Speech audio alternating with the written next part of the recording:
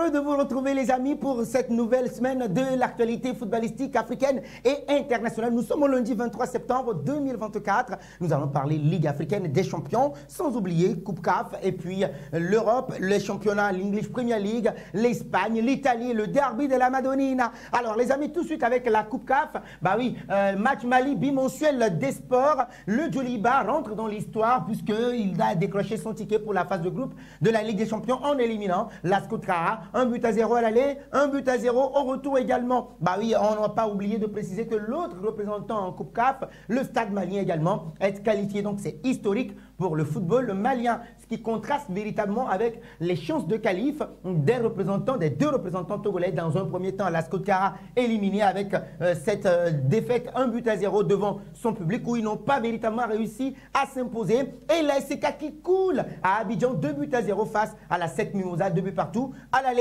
Ligue des champions toujours, les talons.net, nous sommes au Burkina Faso, l'AS Douanes éliminé aux portes de la phase de groupe. Ils ont gagné 1-0 à l'aller, mais les Gabelous se sont inclinés sur le même score avant de perdre la séance des tirs au but 3-4 face au CR Belouizdad à Oran. Ligue des champions, Talib Info nous donne l'information au niveau du FC San Pedro qui s'incline face à Al Hilal et rate une qualification historique en Ligue des champions. Le Racing Club d'Abidjan s'incline face au Djaraf et manque la qualification pour la Coupe de la Confédération puisque oui, les Sénégalais, eux, réussissent quand même à inscrire un but précoce qui a donné le temps et donc qualification pour le club sénégalais. Ligue des champions, nous sommes en Guinée, cette fois-ci avec une triste fin pour le Milo FC qui ne verra pas la phase de poule. Mené 1-0 à la pause par le stade d'Abidjan sur un but de Corée Saint-Jean à la 33e. Les Guinéens avaient réussi quand même à renverser le score en seconde période grâce à des buts d'Alassane Bangoura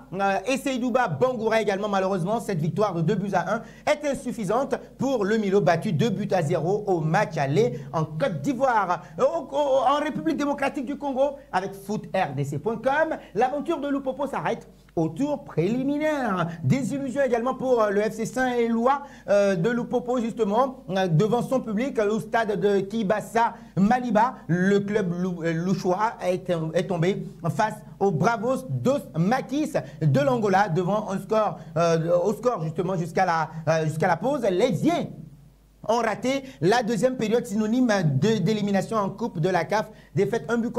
Coupe CAF toujours. Le miracle ne suffira pas justement ou bien n'est pas intervenu pour le V-Club face à cette formation justement de Stellenbosch qui a réussi quand même à se qualifier pour la phase de groupe. Ligue des champions, le 360 Sport, l'Asfar rejoint le Raja en phase de groupe.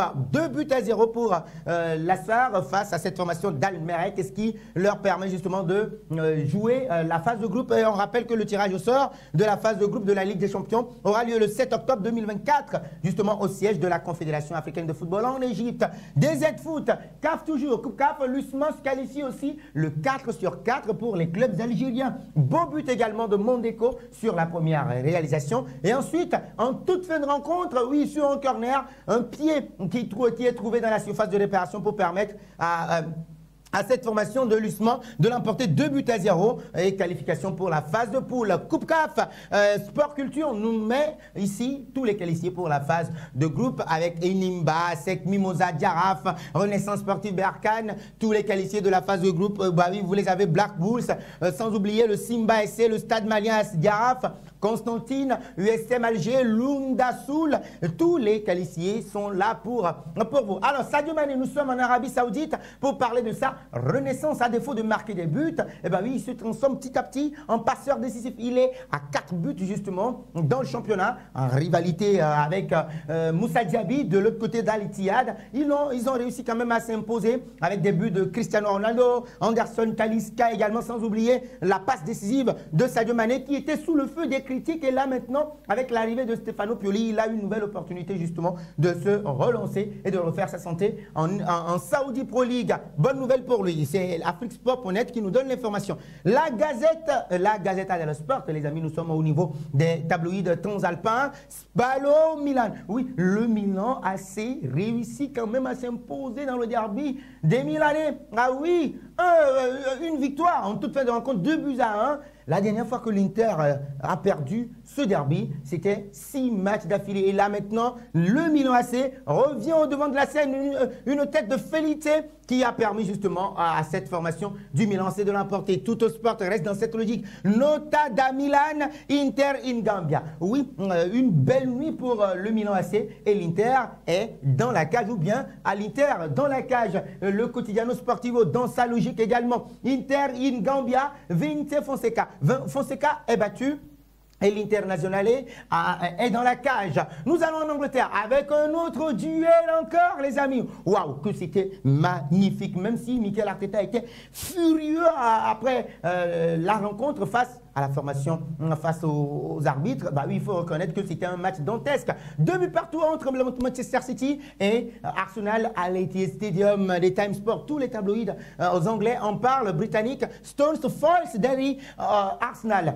John Stones a frustré un Arsenal, on va dire, une équipe d'Arsenal très sale, selon nos confrères britanniques. Le Daily Express Sport, Manchester City 2, Arsenal 2, Defenders Slams Gunners, un défenseur frappe ou bien gifle les Gunners d'Arsenal. Stick and Stones, oui, un bâton et puis des pierres pour les Gunners d'Arsenal. Et c'était la une également de The Guardian qui parle de Mikel Arteta qui est furieux, en rage envers l'arbitrage. On a laissé 7 minutes de temps additionnel, mais on est allé jusqu'au-delà pour voir l'égalisation de John Stones. City Stars lash out at Arsenal. Les stars de Manchester City ont battu ou bien ont giflé les Gunners d'Arsenal avec ce gros duel entre Erling Haaland et Gabriel Magalhaes, auteur d'un but dans cette rencontre. Et c'était la une également de The Sun Sport qui en parle. Snap, crack and Pep Guardiola qui était furieux sur l'ouverture du score de Gabriel Magalhaes. Et bah oui, à la fin, c'est 2 buts partout. Et c'était la une également du Daily Telegraph. City taunt Derry Arsenal. Manchester City a égratigné, a un tout petit peu dérangé, voilà, intimidé les Gunners d'Arsenal. 2 buts partout. Ils n'ont pas perdu, certes. Mirror Sport également à sa une revient sur ce titre révélateur. Etihad, un Etihad Stadium qui était fou, complètement fou dans cette rencontre-là. C'était la une également de Star. Ravin Etihad, oui, un Etihad Stadium en ébullition, tout simplement. Stones lashed out at time wasters after late strike denies 10 man's gun. Oui, ils étaient 10 dans la surface de réparation après l'élimination, enfin le carton rouge de Leandro Trossard, et là, coup de massue sur la tête avec cette égalisation. En France, coup de massue également pour l'Olympique lyonnais avec ce but dans les tout derniers instants du nouvel entrant, mis par Roberto De Zerbi. ATOM, vous l'avez vu avec l'Olympique de Marseille et la couleur bleu ciel atomique, tout simplement parce que bien que réduit à 10 dès la 5e minute, les Marseillais ont repoussé les nombreux assauts lyonnais avant de tout renverser et de s'imposer dans les dernières minutes. Cette victoire les replace à la hauteur de Paris et de Monaco en tête de la Ligue 1. C'était la une également de Le Figaro Sport. OM, Rouli, le portier de l'Olympique de Marseille, qui a écœuré un certain Alexandre Lacazette, et les Marseillais héroïques. Lacazette, symbole du fiasco lyonnais, les tops et les flops, avec une victoire retentissante 3-2 pour l'Olympique de Marseille en déplacement. En Espagne, c'est une victoire teintée de tristesse pour le FC Barcelone. C'était la une de Marca. C'est là que nous allons terminer 5-1 pour le Barça en déplacement sur la Ceramica pour s'imposer face au coéquipier de Jérémy du Villarreal. Allez là, una nueva goleada, pero muy dolorosa.